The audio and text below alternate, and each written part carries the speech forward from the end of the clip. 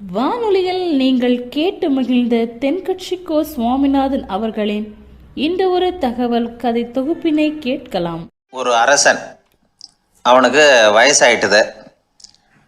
அதனாலேயே இந்த கவலை, பயம் எல்லாமும் அதிகமாயிட்டுது. மரண பயம், ராத்திரியில் சரியாக தூங்க முடியல, இப்படி ஆயிட்டுது நிலைமை. அந்த அரசன் ஏற்கனவே எப்படின்னா போர்க்களங்களில் எத்தனையோ பேரை ஓட ஓட விரட்டியிருக்கிறான். இருந்தாலும் இப்போ அந்த துணிச்சல்லாம் எங்கேயோ போயிட்டுது. பேசாமல் படுத்துருக்கிறான். அப்படியே படுத்தாலும் தான் தூக்கம் வர மாட்டேங்குது. என்ன பண்ணலாம்னு யோசித்தான் இந்த மன்னன். உடனே எல்லா அமைச்சர்களையும் கூப்பிட்டான். எனக்கு நிம்மதி இல்லை, எதை நினச்சாலும் பயமாக இருக்குது, எனக்கு ஒரு ஆலோசனை சொல்லுங்க அப்படின்னா. என்ன ஆலோசனை வேணும் அப்படின்னு சொல்லி கேட்டாங்க. எனக்கு ஒரு நெருக்கடியான சந்தர்ப்பம் ஏற்பட்டு போச்சுன்னு வச்சுக்கோங்க. அந்த நேரத்தில் நீங்கள் யாருமே என் பக்கத்தில் இல்லை ஆலோசனை சொல்கிறதுக்கு அப்படின்னா, அந்த சமயத்தில் எனக்கு உபயோகப்படுற மாதிரி ஒரு வாசகம், பொன்மொழி ஏதாவது சொல்லுங்கள். அதை நான் என்னுடைய வைர மோதிரத்துக்கு அடியில் பதிச்சு வச்சுக்கிறேன் அப்படின்னார். தேவைப்படுறப்போ உதவும் அப்படிங்கிறதுனால. அவர் போட்டிருந்த மோதிரமும் அதுக்கு தகுந்த மாதிரியே திறந்து மூடுறது மாதிரி அமைஞ்சிருந்தது. ஏதாவது வாசகம் எழுதுனா உள்ற வச்சுக்கலாம், அதுக்கான வசதி அதில் இருந்தது. அமைச்சர்கள்லாம் யோசனை பண்ணாங்க. இது மாதிரி ராஜா கேட்குறாரே, என்ன வாசகம், அதாவது பொன்மொழி சொல்லலாம் அப்படின்னு எல்லாரும் யோசனை பண்ணாங்க. ஒருத்தருக்குமே சரியாக தோணலை, ஒரே குழப்பமாக இருந்தது. ஏன்னா நெருக்கடியான சமயத்தில் உபயோகப்படுறது மாதிரி ஒரு பொன்மொழி வேணும்னு சொல்லியிருக்கிறார்.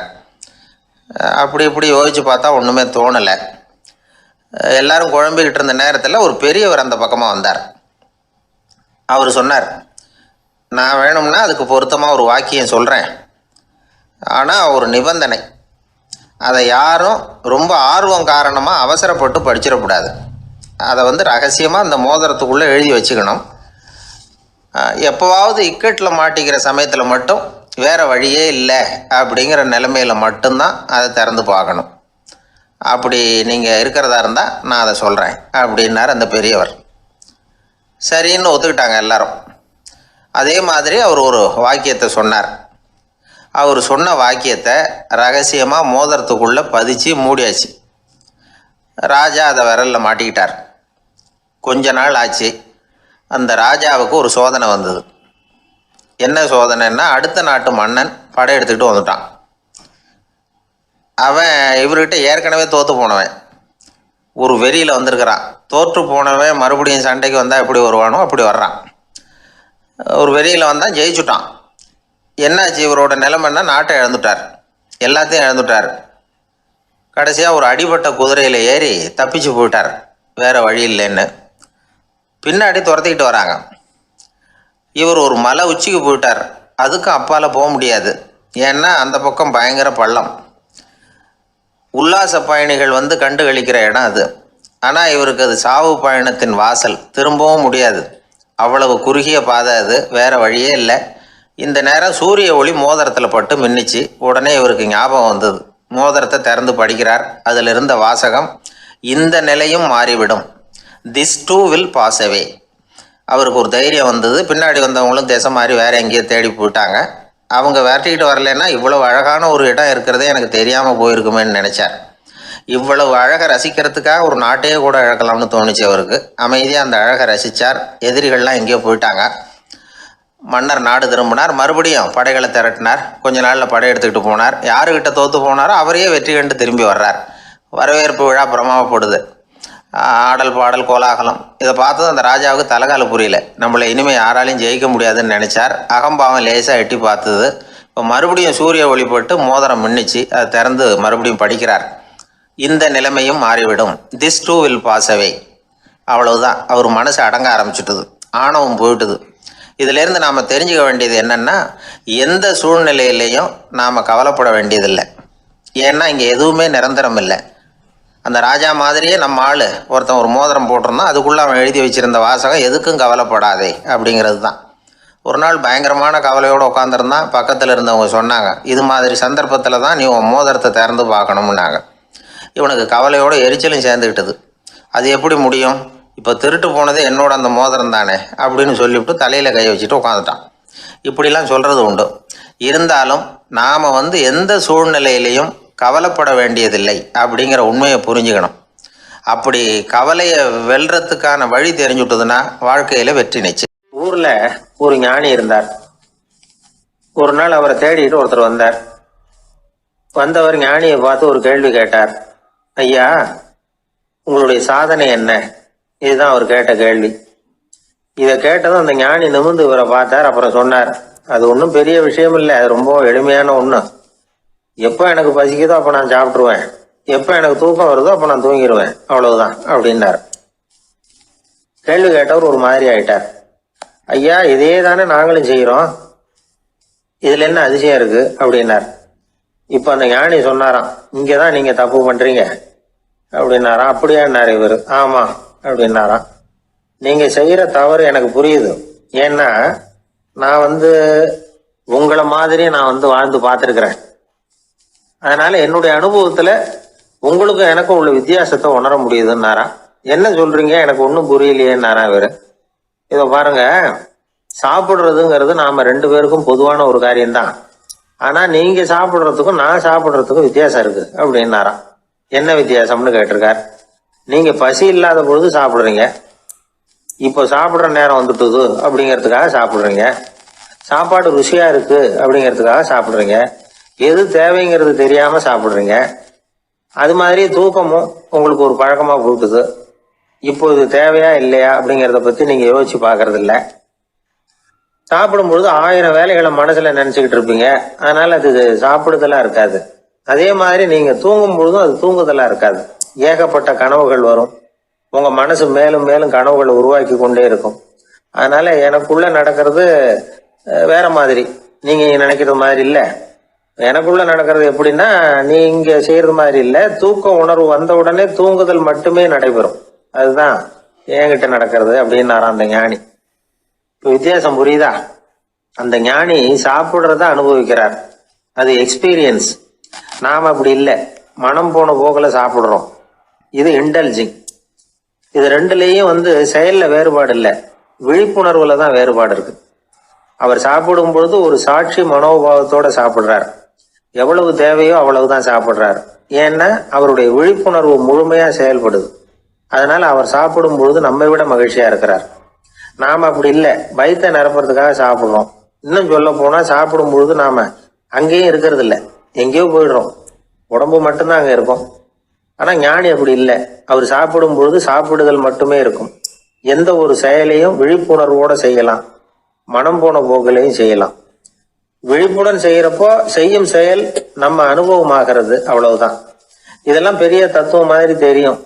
இருந்தாலும் நாம புரிஞ்சுக்க வேண்டியது என்னன்னா, எந்த காரியத்தை செஞ்சாலும் அதுல முழு ஈடுபாடு வேணுங்கிறது முக்கியம். அந்த அளவுக்கு முதல்ல நம்மளை மாத்திக்கிட்டா போதும். ஆனா நம்ம ஆளுங்க அந்த அளவுக்கு இருக்கிறது இல்லை. எல்லாமே அரைக்குறை தான். கேட்டா ஞாபகம் மருதி. ஒருத்தன் என்ன பண்ணானா, விமான டிக்கெட் வாங்கிக்கிட்டு ரயில்வே ஸ்டேஷனுக்கு வந்துட்டான். அப்புறம் தான் புரிஞ்சுது தவறுதெல்லாம் இங்க வந்துட்டோங்கிறது. உடனே அவசரமா விமான நிலையத்தை நோக்கி ஓடி இருக்கிறான். அங்க போய் கவுண்டர்ல கேட்டிருக்கான், மேடம், நான் தவறுதலா ரயில்வே ஸ்டேஷனுக்கு போயிட்டேன், இப்ப விமானத்தையும் தவற விட்டுட்டேன், அடுத்த பிளைட்ல எனக்கு இதை மாத்தி தர முடியுமான்னு கேட்டிருக்கான். முடியாதுன்னாங்களாம் அந்த அம்மா. ஏன்னு கேட்டானா, ஏன்னா இப்ப நீங்க வந்திருக்கிறது பஸ் ஸ்டாண்டு அப்படின்னாங்களாம். மனிதர்கள்ல சில பேர் ரொம்ப வித்தியாசமா நடந்துக்குவாங்க. மற்றவங்களுக்கு அது ரொம்ப ஆச்சரியமா கூட இருக்கும். அந்த ஆள் ஒரு மாதிரி பார்த்து நடந்துக்கோ அப்படின்னு கூட சொல்றது உண்டு. இவங்களை பார்த்து நாம பித்து குளியும்போம். உளவியல் இவங்களை எக்ஸென்ட்ரிக்ஸ் அப்படின்னு சொல்லுது. இவங்களை மனநோயாளிகள்னு தவறா புரிஞ்சுக்க கூடாது. அவங்க வேற இவங்க வேற. எக்ஸென்ட்ரிக்ஸ் பத்தின சில விவரங்கள் ஒரு புத்தகத்துல இருக்கு. அதாவது ஸ்காட்லாந்துல ஒரு உளவியல் மருத்துவர் அதை எழுதியிருக்கிறார். அவர் பேரு டாக்டர் டேவிட் வீக்ஸ். அவருக்கு ஒரு உதவியாளர் இருந்தாராம். அவர் பேரு கேட் வுட்.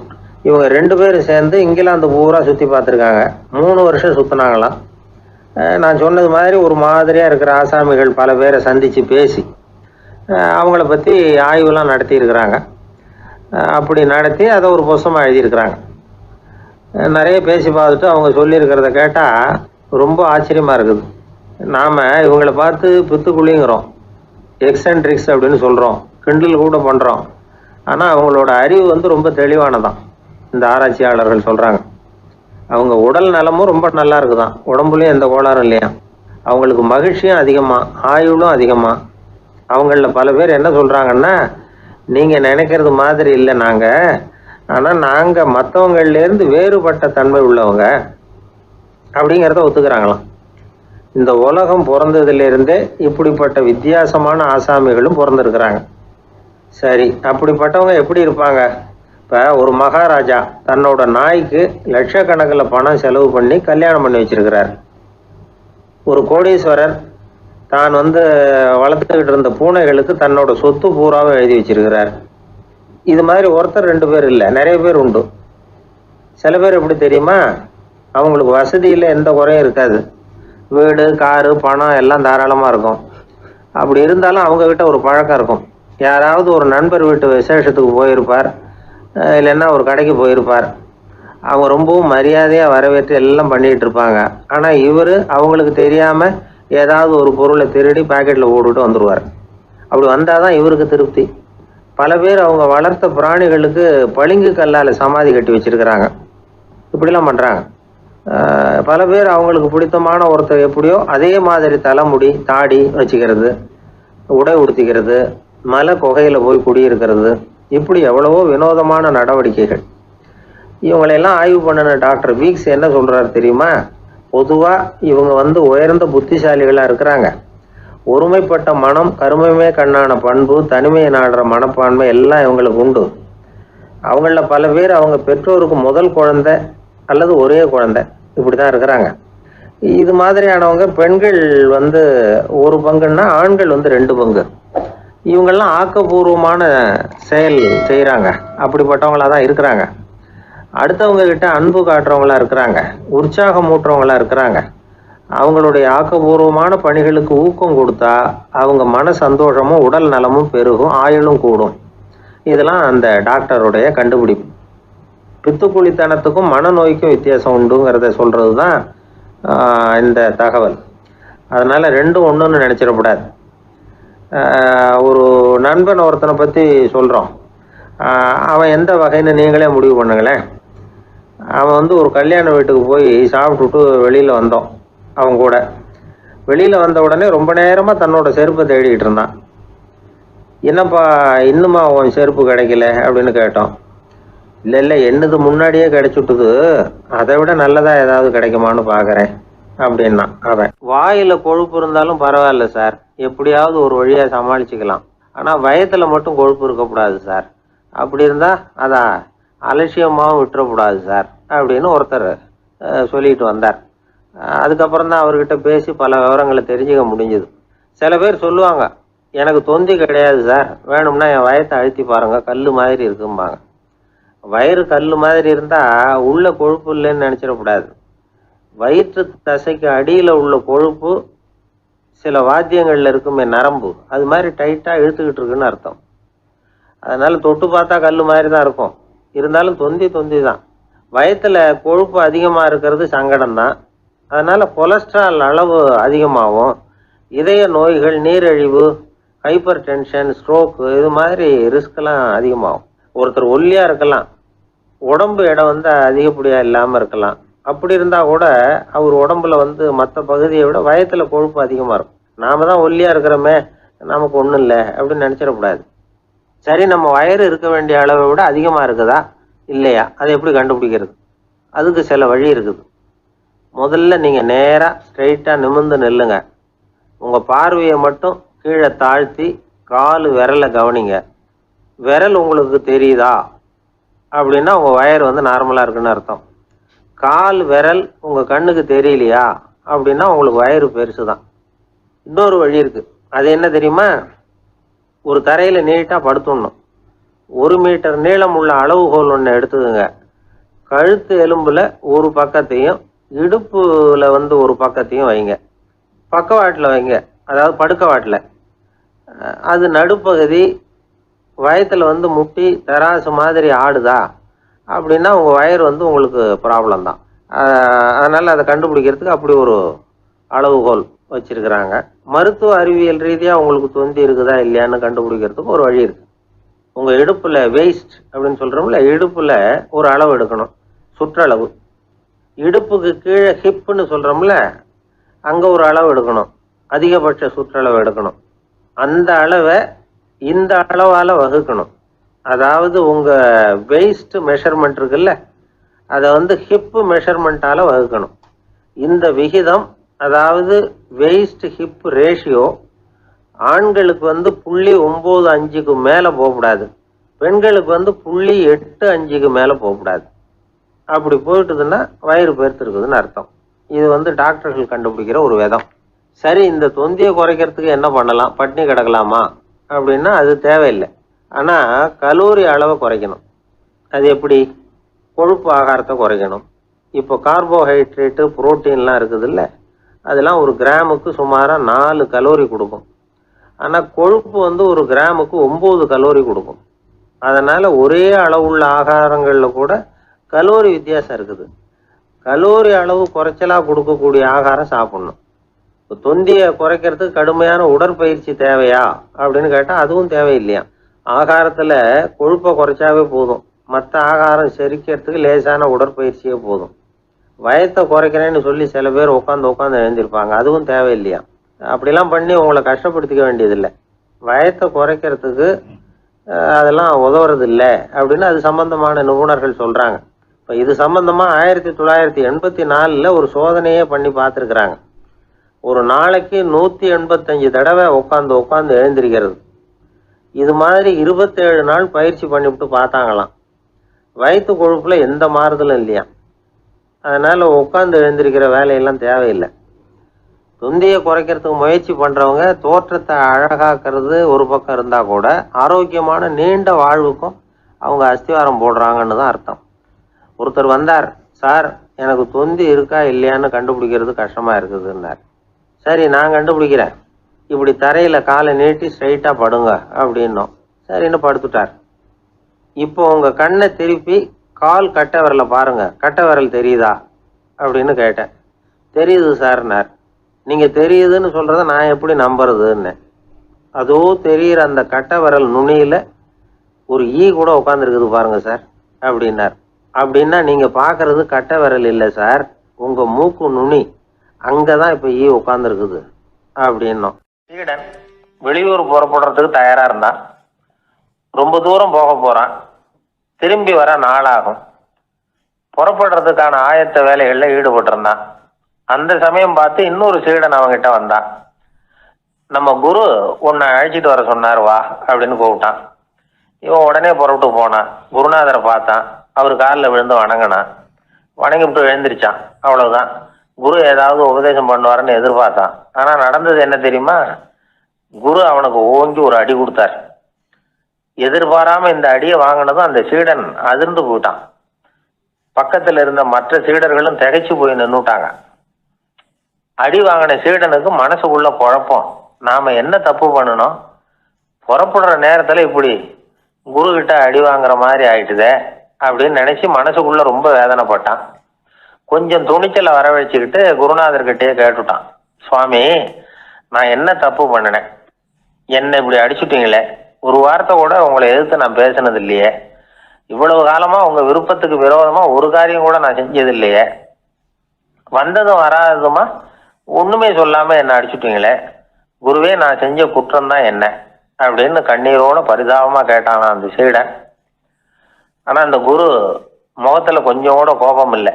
அவர் சிரிச்சுக்கிட்டே நின்றுகிட்டு இருந்தாராம். அதுக்கப்புறம் சொன்னாராம், என்னுடைய அருமை சீடனே, நீ ஒரு தவறும் பண்ணல, நான் உன்னை அடிச்சது நீ ஏதோ தப்பு பண்ணிவிட்டேங்கிறதுக்காக இல்லை, நீண்ட பயணம் போக போறேன், ஞாபகமா ஏதாவது கொடுத்து அனுப்ப வேணாமா, நீ ஞானம் பெற்ற பிறகுதான் திரும்பி வர போறேங்கிறது எனக்கு தெரியும், அதுக்கு பிறகு உன்னை வந்து அடிக்க முடியுமா, அதனால இப்ப கிடைச்சிருக்கிற இந்த வாய்ப்பை பயன்படுத்திக்கிட்டேன், அப்போதைக்கு இப்பவே அடிச்சுட்டேன், அவ்வளவுதான், வேற ஒண்ணும் இல்லை அப்படின்னாராம். குரு சிரிச்சுக்கிட்டே இப்படி சொல்றார். இருந்தாலும் இதுவும் ஒரு உபதேசம் தான். அதிர்ச்சிகளால் விழிப்படைய வைக்கிறதும் ஒரு வழிதான். இது ஜென் வழி. பெரும்பாலும் அதிர்ச்சியின் மூலமாகவே ஞான தரிசனத்தை அருள்கிறவர்கள் தான் ஜென் குருமார்கள். நம்ம தியானம் தான் ஜென். இந்தியாவிலிருந்து இது சீனாவுக்கு போய் கொஞ்சம் பேர் மாறி வளம் பெற்று ஜப்பானில் ஜென் ஆகி வளர்ந்துருக்குது, அவ்வளவுதான். ஜென்கிறது தியானம்.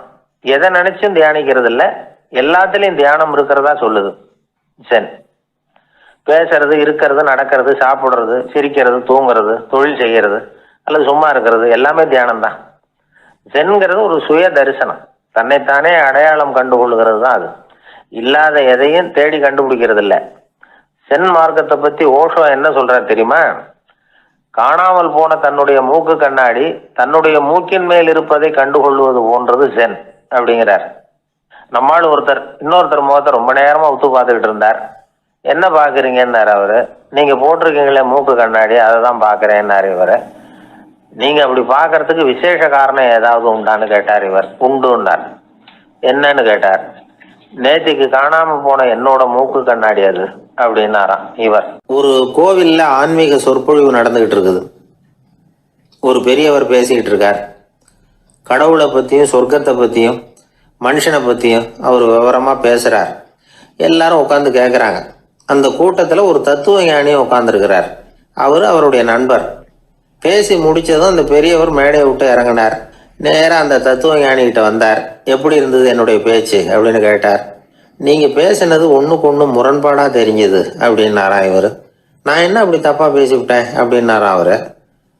கடவுளை நம்புகிறவன் சொர்க்கத்துக்கு போவான்னு சொன்னீங்க, அப்புறம் நல்ல விதமாக வாழறவன் சொர்க்கத்துக்கு போவான்னு சொன்னீங்க அப்படின்னாராம். இதில் என்ன முரண்பாடுன்னு கேட்டிருக்காரு அவர். இதில் தான் முரண்பாடு தெரியுது எனக்கு. அதாவது இங்கே ஒருத்தன் எல்லா தப்பும் பண்ணிக்கிட்டு இருக்கிறான், அவன் கடவுளை நம்பினான்னா அவன் சொர்க்கத்துக்கு போவானா? இது என்னுடைய முதல் கேள்வி. இல்லைன்னா ஒருத்தன் எந்த தப்பும் பண்ணல, ரொம்ப ஒழுங்காக வாழ்ந்துக்கிட்டு இருக்கிறான், ஆனால் அவன் கடவுளை நம்பலை, அவன் என்ன நரகத்துக்கு தான் போவானா? கடவுள் நம்பிக்கை உள்ள ஒரு திருடன் என்ன ஆவான், எங்கே போவான்? கடவுள் நம்பிக்கையே இல்லாத ஒரு நல்லவன் என்ன ஆவான், எங்கே போவான்? ஒருத்தன் இங்கே கடவுள் நம்பிக்கையோட வாழறது முக்கியமா அல்லது நல்லவனா வாழறது முக்கியமா? இதுதான் இவர் கேட்ட கேள்வி. இதை கேட்டதும் அந்த பெரியவர் குழம்பி போட்டார். அவர் சொன்னது நியாயம் தானே. கடவுளை நம்புறவன் தான் சொர்க்கத்துக்கு போவான்னா பேசாமல் கடவுளை நம்பிக்கிட்டு இந்த உலகத்தில் எல்லா தப்பும் பண்ணிக்கிட்டு இருக்கலாமே. பேச்சாளர் குழப்பத்தோடு வீட்டுக்கு போனார். படுத்து தூங்கினார். ஒரு கனவு வந்தது. கனவுல அவர் ஒரு ரயிலில் வேகமாக போயிட்டு இருக்கிறார். எதிரில் உட்காந்துருக்கிறவரை பார்த்து நாம் இப்போ எங்கே போகிறோம்னு கேட்டார். சொர்க்கத்துக்கு போயிட்டு இருக்கிறோம் அப்படின்னாங்களாம். ரயில் போய் நின்றுது. இவர் இறங்கினார். இங்கே கௌதம புத்தர் இருப்பார், சாக்ரட்டிஸ் இருப்பார், அவங்கள பார்க்கறதுக்கு ஒரு நல்ல வாய்ப்பு அப்படின்னு நினச்சிக்கிட்டே அங்கேயும் இங்கேயும் பார்த்தார். அங்கே யாருமே இல்லை. ஒரே பாலைவனம் மாதிரி இருக்குது. பச்சை இல்லை, பசுமை இல்லை, பூக்கள் இல்லை, மரம்லாம் மொட்டையாக நிற்கிது. எலும்பும் தோலுமா சில முனிவர்கள் அங்கேயும் இங்கேயுமா உட்காந்துருக்குறாங்க. இவர் அவங்கக்கிட்ட போய் இந்த புத்தர், சாக்ரட்டிஸ் இவங்கெல்லாம் எங்கே இருக்கிறாங்கன்னு கேட்டாராம்.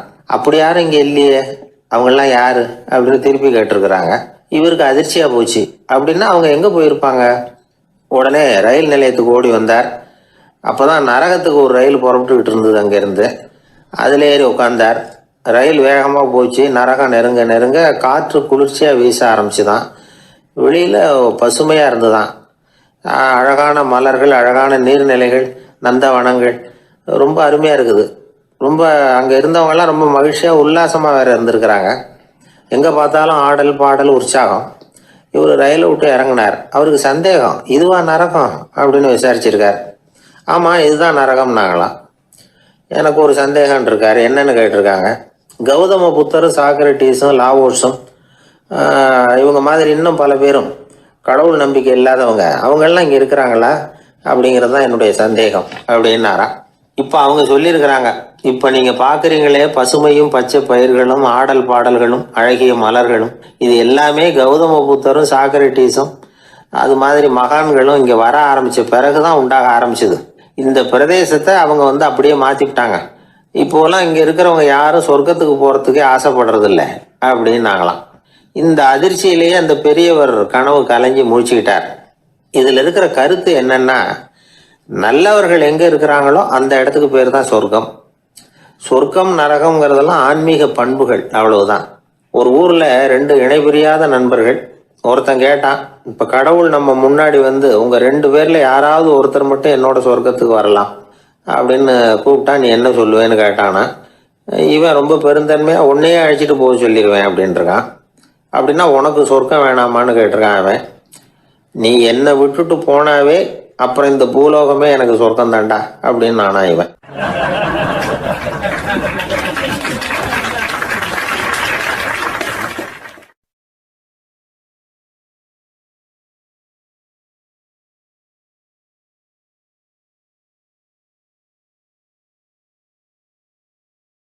சீடன் வெளியூர் புறப்படுறதுக்கு தயாரா இருந்தான். ரொம்ப தூரம் போக போறான். திரும்பி வர நாளாகும். புறப்படுறதுக்கான ஆயத்த வேலைகளில் ஈடுபட்டிருந்தான். அந்த சமயம் பார்த்து இன்னொரு சீடன் அவன்கிட்ட வந்தான். நம்ம குரு உன்னை அழைச்சிட்டு வர சொன்னார் வா அப்படின்னு கூப்பிட்டான். இவன் உடனே புறப்பட்டு போனான். குருநாதரை பார்த்தான். அவர் காலில் விழுந்து வணங்கினான். வணங்கிவிட்டு எழுந்திரிச்சான். அவ்வளவுதான். குரு ஏதாவது உபதேசம் பண்ணுவாருன்னு எதிர்பார்த்தான். ஆனால் நடந்தது என்ன தெரியுமா? குரு அவனுக்கு ஓங்கி ஒரு அடி கொடுத்தார். எதிர்பாராம இந்த அடி. ஒருத்தன் தன்னுடைய நண்பனை வழியில பார்த்தான். என்னப்பா லெட்டர் போட்டுனே கிடைச்சதா அப்படின்னா. ஓ கிடைச்சதேன்னா அவன். இவன் உடனே ஏன்டா போய் சொல்ற, நான் உனக்கு லெட்டரே போடலை, சும்மா தான் கேட்டேன், உடனே கிடைச்சிட்டுதுங்கிறியே அப்படின்னா. லெட்டர் போட்டேன்னு நீ போய் சொல்றப்போ அது கிடைச்சதுன்னு நான் போய் சொல்லக்கூடாதா அப்படின்னு நானா அவன். இப்படிப்பட்டவங்க சில பேர் இருந்தால் கூட இன்னைக்கு கடிதம் மூலமாக தொடர்பு கொள்ளாதவங்க இருக்கவே முடியாது. அந்த அளவுக்கு அது அவசியமான ஒன்றாயிட்டுது. இந்த அஞ்சல் அட்டைகள் எப்படி ஆரம்பமாச்சு தெரியுமா? ஆஸ்திரியா நாட்டில் ஒரு பேராசிரியர் இருந்தார். அவர் பேர் இம்மானுவேல் ஹெர்மன். அவர் ஒரு நாள் ஒரு பத்திரிகையில் கட்டுரை எழுதினாராம். இது நடந்தது 1869. அவர் எழுதின கட்டுரையில் மக்கள் அதிகம் செலவு இல்லாமல் ஒருத்தருக்கு ஒருத்தர் தகவல் பரிமாறிக்கிறது எப்படி அப்படிங்கிறத பற்றி எழுதியிருந்தார். அதுக்கு சில யோசனைகளை அவரே எழுதியிருந்தாராம். எப்படின்னா, அந்த கட்டுரையை எல்லாரும் படித்து பார்த்துருக்குறாங்க. அவர் சொன்ன யோசனைகள் என்னன்னு. அது அரசாங்கத்தின் கவனத்துக்கு அது போச்சான். ஆகா, இது அவர் சொல்கிற யோசனை நல்லா இருக்கும் போல் இருக்கு அப்படின்னு அவங்களே நினச்சிருக்கிறாங்க. அவ்வளவுதான். உடனே அந்த யோசனையை நடைமுறைக்கு கொண்டுகிட்டு வந்தாங்களாம். பேராசிரியர் இம்மானுவேல் ஹெர்மனின் யோசனைப்படி அச்சடித்த அரசு முத்திரையோட அரசாங்கம் அஞ்சல் அட்டைகளை வெளியிட ஆரம்பிச்சுதான். 1869 அக்டோபர் 7ஆம் தேதி இது நடந்திருக்கு. உலகின் முதல் அஞ்சல் அட்டை வெளிவந்த நாள் அது. அப்போதான் அதுக்கு பேர் என்ன தெரியுமா? அதாவது கரஸ்பாண்டிங் கார்டு அப்படின்னு பேராது. அதுக்கப்புறம் என்ன ஆச்சுன்னா, உடனடியாக அமெரிக்காவிலேயே இது மாதிரியான கார்டுகளை வெளியிட ஆரம்பிச்சிட்டாங்க. அங்கே இதுக்கு என்ன பேர் தெரியுமா? Postal card. அதுக்கப்புறம் 1870 இங்கிலாந்துலேயும் இதை வெளியிட்டாங்களாம். அதை வெளியிட்ட முதல் நாள் அன்னைக்கு என்ன நடந்தது தெரியுமா? மக்கள்லாம் ஏதோ நியாய விலை கடையில் நிற்கிறது மாதிரி பெரிய பெரிய கியூ வரிசையில் நின்று இதை வாங்கினாங்களாம். நம்ம நாட்டில் முதல் அஞ்சலகம் 1927 கல்கத்தாவில் ஆரம்பமாயிருக்கு.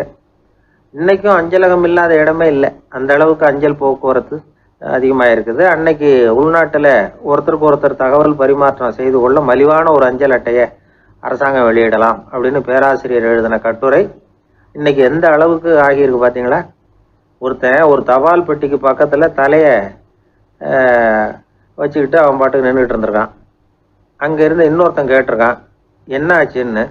கொஞ்ச நேரத்துக்கு முன்னாடி இந்த தபால் பெட்டியில் ஒரு கார்டு எழுதி போட்டேன், விவரமெல்லாம் நல்லா தான் எழுதியிருக்கிறேன், ஆனால் அட்ரஸ் எழுத மறந்துட்டேன் அப்படின்னு நானா.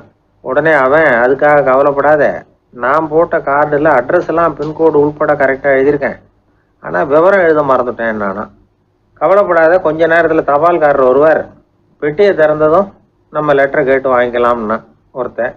கொஞ்ச நேரத்துக்கு முன்னாடி அவர் வந்தார், கேட்டேன், அதுக்கப்புறம் தான் மனசுக்கு ரொம்ப கஷ்டமாக போச்சு நானா. இவன் ஏண்டான்னு கேட்டிருக்கான் அவன்.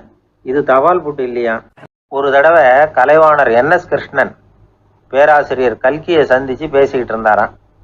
கலைவாணர் கல்கியை பார்த்து, எனக்கு கதை எழுத ஆசையாக இருக்குது, எப்படி எழுதுறதுன்னு கேட்டாராம். கதை எழுதுறதுக்கு 4 மை வேணும்னாராம் கல்கி. அப்படியா? அப்படின்னா என்னென்ன கலர் மை அப்படின்னு கேட்டிருக்காரு கலைவாணர் சிரிச்சுக்கிட்டே. நான் சொன்னது கலர் மை இல்லை, அது வேற மை. அதாவது கதை எழுதுறதுக்கு தேவைப்படுகிற 4 மை எதுன்னா, 1 திறமை, 2 பேணாமை, 3வது தனிமை, 4வது பொறுமை அப்படின்னாராம். உடனே கலைவாணர், உங்கள் யோசனை அருமை அப்படின்னாராம். அதுதான் கலைவாணர். பொதுவாக எழுத்தாளர்கள் எழுதுகிற மாதிரி நடந்துக்கிறது இல்லை. ஆனால் கலைவாணர் என்ன சொல்லுவாரோ அதே மாதிரி நடந்துக்குவார். எல்லாருக்கும் எல்லாம் கிடைக்கணுங்கிற கருத்தை சினிமா படங்களில் வலியுறுத்துவார். அதே மாதிரி நடைமுறை வாழ்க்கையிலேயும் எல்லாருக்கும் எல்லாமும் கொடுப்பார். பணம், பதவி, புகழ் இப்படி எதுவுமே இல்லாத ஒரு சாதாரண மனுஷனாக இருந்தால் கூட இவர் மனுஷனுக்கு கொடுக்குற மரியாதையில் கொஞ்சமும் குறைச்சல் இருக்காது. இந்த குணம் சாதாரணமாக எல்லாருக்கும் இருக்கிறது இல்லை. அவர் சினிமா தியேட்டருக்கு போய் சினிமா பார்க்குறது வழக்கம். அவர் வந்திருக்கிறாருங்கிறது தெரிஞ்சால் போதும், வெளியில் பிச்சைக்காரங்க வந்து கூடிடுவாங்க. இது அவருக்கு தெரியும். வெளியில் நம்மளை நம்பி ஒரு கூட்டம் காத்துக்கிட்டு இருக்குமேன்னு நினைப்பார். உடனே ஒரு 100 ரூபா நோட்டை கொடுத்து சில்லறையாக மாற்றிட்டு வர சொல்லுவார். படம் முடிஞ்சு வெளியில் வர்றப்போ சில்லறையோடு வருவார். எல்லாருக்கிட்டையும் கொடுத்துருவார். ஏன்னா எல்லோரும் தேடிக்கிட்டு வருவாங்க அவரை. என்ன எல்லாரும் சௌக்கியமாக இருக்கிறீங்களா அப்படின்னு பிரியமாக விசாரிப்பார். ஏதோ ரொம்ப நெருங்கின சொந்தக்காரங்களை விசாரிக்கிறது மாதிரி விசாரிப்பார். தன்கிட்ட இருக்கிற சில்லறையை எல்லாருக்கும் சமமாக பிரித்து கொடுத்துட்டு தான் அங்கேருந்து புறப்படுவார். ஒரு நாள் அது மாதிரி புறப்படுற சமயத்தில் ஒரு சின்ன பையனுக்கு சில்லறை எதுவும் கிடைக்கல கொடுக்கறதுக்கு. இது கலைவாணருக்கு தெரியாது. காரில் ஏறி புறப்பட்டு போயிட்டார். அந்த பையன் காரை பிடிச்சிக்கிட்டு பின்னாடியே ஓடிச்சாந்துருக்கிறான். ஐயா, நீங்களே இல்லைன்னு சொன்னால் நான் என்ன பண்ணுறது? இன்னைக்கு பட்னி தான், அம்மாவுக்கு வேற உடம்பு சரியில்லை அப்படின்னு கத்திக்கிட்டே ஓடியாந்தானா. கலைவாணர் கவனிச்சிட்டார். உடனே காரை நிறுத்த சொன்னார். இறங்கினார். அந்த சின்ன பையனை கட்டி பிடிச்சிக்கிட்டு என்னை மன்னிச்சிக்கப்பா, நான் கவனிக்காமல் வந்துட்டேன் அப்படின்னு சொல்லி அழ ஆரம்பிச்சிட்டாராம். இன்னொரு தடவை இதே மாதிரி ஒரு தியேட்டர்லேருந்து வெளியில் வந்திருக்கிறார். ஒரு ஆள் அவர்கிட்ட வந்து நின்றுருக்கார். அவர் கொடுக்கறதுக்கு இவர்கிட்ட பணம் இல்லை. பணம் இல்லையாப்பா அப்படின்னாராம். உங்ககிட்டயே இல்லையா அப்படின்னாராம் அவர். கலைவாணருக்கு மனசு ரொம்ப சங்கடமாக போச்சு. உடனே புறப்பட்டு வீட்டுக்கு போனார். அங்கே இங்கே தேடி பார்த்து அங்கேருந்த கொஞ்சம் நெஞ்ச சில்லறையை எடுத்தார். காரு டிரைவரை கூப்பிட்டார். தியேட்டர் வாசலில் நின்றுக்கிட்டு இருந்த ஆசாமியோட அங்க அடையாளங்களை சொன்னார். காரை எடுத்துகிட்டு போய் அந்த ஆளை கண்டுபிடிச்சி இந்த காசை கொடுத்துட்டு வா அப்படின்னு அனுப்பி வச்சாராம். பிச்சை போடுறதுக்காக காரை அனுப்புனதாக வேற யாரை பற்றியாவது நீங்கள் கேள்விப்பட்டிருக்கிறீங்களா? அவர் ஒரு வித்தியாசமான மனிதர், வித்தியாசமான கலைஞர். கலைவாணரோட சகோதரர் கல்யாணம் நடந்தது. அதில் தியாகராஜ பாகவதர் கச்சேரி முடிஞ்ச உடனே அதில் சம்பந்தப்பட்ட கலைஞர்களுக்கெல்லாம் கலைவாணர் பரிசுகள் கொடுக்குறார். அந்த கச்சேரியில் கடம் வாசித்தவருக்கு மட்டும் மற்ற எல்லாருக்கும் கொடுத்ததை விட பெருசாக ஒரு வெள்ளிக்கோப்பையை பரிசாக கொடுத்தாராம். மற்றவங்களுக்கெல்லாம் சின்னதாக கொடுத்துட்டு கட வித்துவானுக்கு மட்டும் பெருசாக பரிசு கொடுக்குறீங்களே ஏன்னு கேட்டிருக்கிறாங்க. அதுக்கு கலைவாணர் விளக்கம் கொடுத்தாராம். இப்பெல்லாம் ரயிலில் கூட்டம் அதிகங்கிறது உங்களுக்கு எல்லாருக்கும் தெரியும். இந்த வித்துவான் இவ்வளவு பெரிய மண்பானையை ரயிலில் ரொம்ப பத்திரமா உடையாம ரொம்ப தூரத்திலேருந்து கொண்டு வந்துருக்கிறாரே, அது என்ன சாமானியமான காரியமா? அவரோட அந்த சாமர்த்தியத்தை பாராட்டுறதுக்காக தான் அவருக்கு இவ்வளவு பெரிய பரிசு அப்படின்னாராம்.